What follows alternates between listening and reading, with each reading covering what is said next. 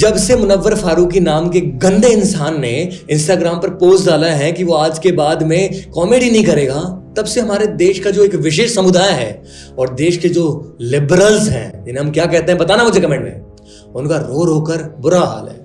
कह रहे हैं अच्छा हमें आज के बाद उसकी कॉमेडी सुनने को नहीं मिलेगी, इससे बड़ी दुख की बात क्या हो सकती है। मैं आपको इनकी दोगलापंती बताता हूं। मैं हर बार कहता हूं कि शायद इनसे दोगले कोई नहीं है। मुझे कभी लगता है कि शायद जो दोगला वर्ड है ना, उसकी पैदाइश यहीं से हुई है।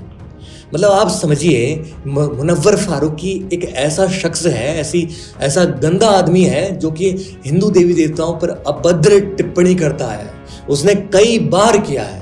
अच्छा आप कहोगे उसने तो एक ही वीडियो में किया था। कई बार ऐसे वीडियोस जहां पर रिकॉर्ड नहीं हुए हैं, लोगों ने कहा है कि उसने पहले भी कई बार हिंदू देवी देवताओं का मजाक उड़ाया। वो तो फेमस हो गया था, एक वीडियो उसने ज्यादा खुश होकर के यूट्यूब पर डाल दिया। तो भैया वहां पर उसने क्या कहा था मैं बताता हूं आपको। उसने कहा था कि Ram doesn't give a fuck. अब इसके दो मतलब होते हैं, या तो राम जी फक करते हैं या फिर राम जी फक नहीं करते हैं। सीता मैया के बारे में कहता है कि जो सीता है वो माधुरी दीक्षित पर शक कर रही थी, बिकॉज राम जी का उनके साथ चक्कर हो सकता था। मतलब वही था उसका। आप समझ सकते हो इससे इंसान की जो सोच है। आपको हंसी आ रही है इस बात पे? नहीं आ रही ना। लेकिन तुम में से ही और हम में से ही कई लोग उसकी कॉमेडी पर हंस रहे थे और हंसते हैं। इनफैक्ट उसके बाद में इसके जो सब्सक्राइबर्स हैं उनका तांता लग गया। मतलब इसका जो चैनल है वो ओवरनाइट मिलियंस में चला गया। अभी मिलियन सब्सक्राइबर है इसके। क्यों? क्योंकि इसने भगवान का मजाक उड़ाया। बड़ा आसान काम है इस देश के अंदर फेमस होना। तुम भगवान का मजाक उड़ाओ, एक स्पेशल कम्युनिटी है वो तुम्हारा सपोर्ट करेगी। ऐसी दोगली पंथी दिखाते हैं जिसकी कोई हद नहीं है। आप मुझे बताइए, मैं इस मुनव्वर से पूछना चाहता हूं, अबे मुनव्वर तो क्या तू हिंदू है? नहीं। तू क्या है? मुसलमान है ना। अच्छा, तेरा धर्म क्या सिखाता है तेरे को कि देयर इज अल्लाह, अल्लाह के अलावा कुछ नहीं है। तो अल्लाह को ही समझता है, दूसरा कुछ नहीं समझता। अच्छा, तो इसका मतलब तुझे हमारे धर्म की है वो नॉलेज नहीं है, तुझे तेरे मजहब की ही नॉलेज है। तो उसके बाद तेरा क्या हक बनता है मेरे धर्म पर कमेंट करने का, श्री राम पर बोलने का, सीता मैया को? क्या तेरा हक बनता है? नहीं बनता ना। क्यों किया तूने? अबे तू मोहम्मद पर करना है यार। तू मोहम्मद पर क्यों नहीं करता है?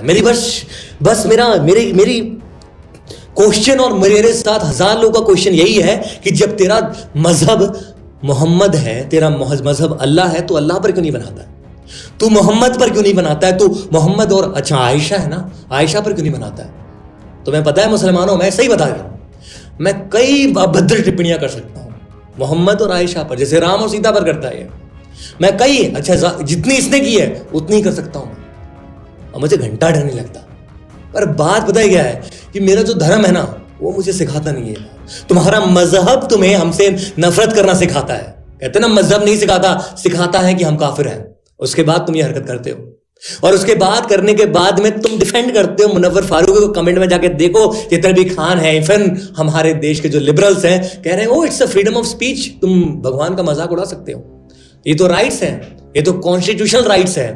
तो मैं कहता हूं उस कॉन्स्टिट्यूशनल राइट का इस्तेमाल कर करके तू एक बार मोहम्मद और आयशा पर क्यों नहीं बनाता? तो अल्लाह पर क्यों नहीं बनाता? डर लगता है ना।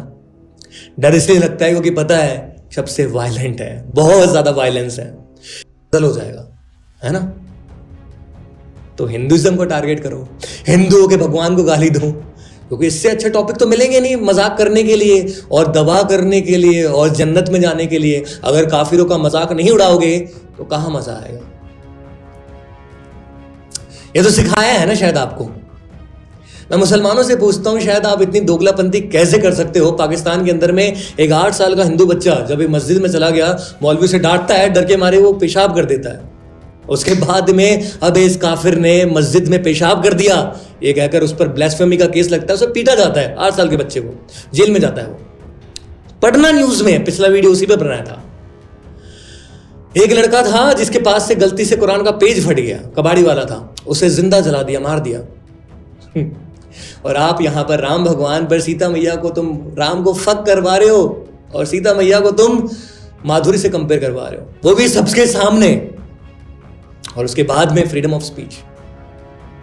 पता है ना यार, अपने गिरेबान पे झांक कर देखो तुम कहां पर, तुम कितना सह सकते हो।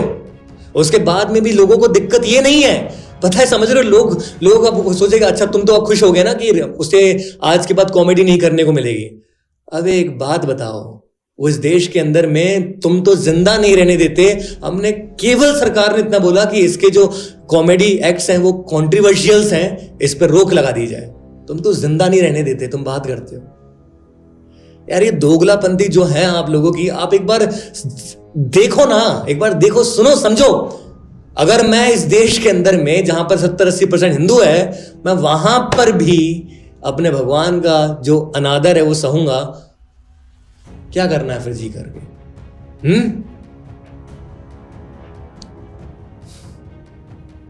जिहाद हर तरीके से कर लो, कॉमेडी जिहाद आ गया। ये कॉमेडी जिहाद था ये तुमने यहां पर किया कॉमेडी में।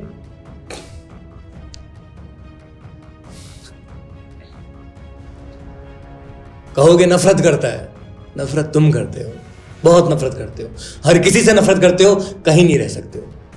और अगर तुम हमारे भगवान को गाली दोगे तो भैया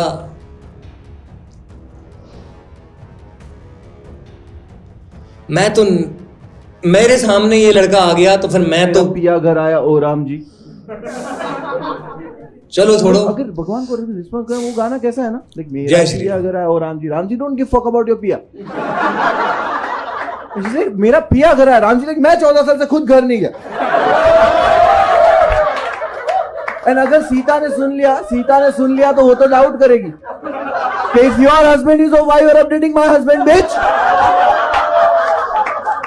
एंड सीता को तो माधुरी पे पहले से शक है। वो गाना है तेरा करूं गिन गिन, तो उसको लगा वनवास गिन रही है कि साल 14 पे रुक गई है।